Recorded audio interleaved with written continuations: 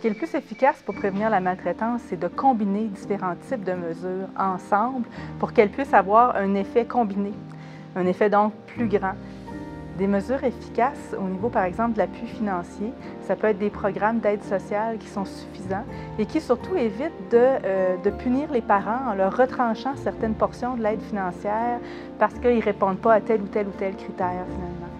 Et toutes sortes de mesures d'appoint aussi qui peuvent être, par exemple, des mesures d'appui pour qu'ils puissent nourrir leur famille adéquatement, qu'ils puissent loger leur famille adéquatement.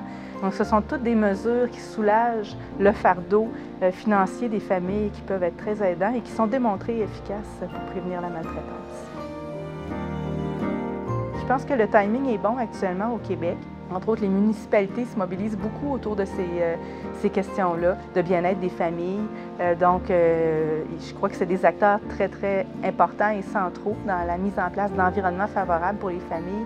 Et moi, je souhaiterais au Québec, dans les prochaines années, qu'on investisse beaucoup plus ce créneau-là.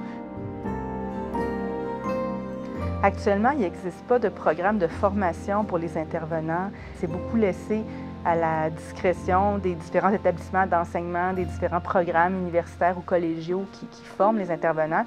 Et pourtant, certaines recherches ont démontré que des intervenants qui sont vraiment mieux formés, mieux habilités à ce niveau-là vont faire en sorte que les familles qui suivent vont avoir moins de signalements en protection de la jeunesse par la suite. Je pense que le mot maltraitance, c'est un mot qui fait peur. C'est peut-être un des derniers tabous de notre société. C'est pas quelque chose qu'on aime aborder, dont on aime parler. C'est quelque chose dont on a besoin de se distancier, de se dire « Ah non, ça, c'est pas moi.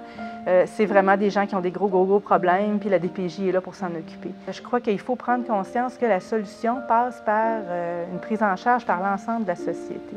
Je pense qu'il faut plus essayer de se tendre la perche tout un chacun mutuellement dans notre société. Puis déjà là, je crois qu'on va avoir fait un gros bout de chemin.